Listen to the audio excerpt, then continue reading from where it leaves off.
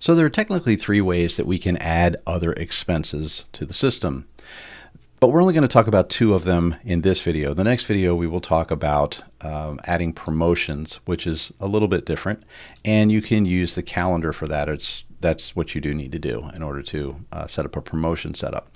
So in this one, we're only going to talk about the two ways. And the first one is through the Author Analytics tab. You go ahead and choose Other Income, or you can go to any one of your books, and on the right-hand side of the tabs, you'll see Other Income.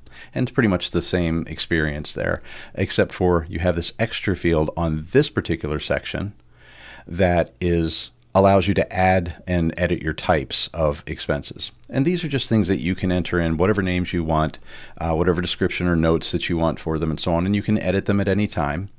But you'll notice there are two of them here that you can't edit. That's the uncategorized and the BookBub advertisement. So with a BookBub advertisement, this is basically one that allows us, that we added in a little bit later, which is why you see this BookBub ads as a test one, because prior to that, it was just another expense. But we added this a little bit later because so many people do use BookBub advertisements that if you enter in the values here, they'll actually show up as BookBub advertisements in our reports. Whereas if you use, let's say if you name your own naming convention like this, it'll just show up as other expenses. That's pretty much all there is for that. Now, if we go back into expenses tab over here and we click on add new expense, we just give it a name. We can choose whatever book we want it to be associated to. So we'll use the same one that we did for Other Income. And then we can choose the expense type. So just to show you, I'll do BookBub advertisement. And then we'll say an amount, so $20. You then do have to select a start date.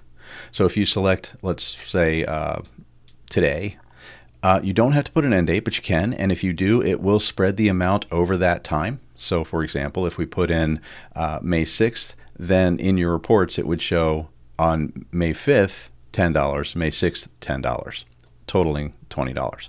And you can put in a description if you'd like to. If you put no end date, it'll just use the start date. So when we add this item, there it is.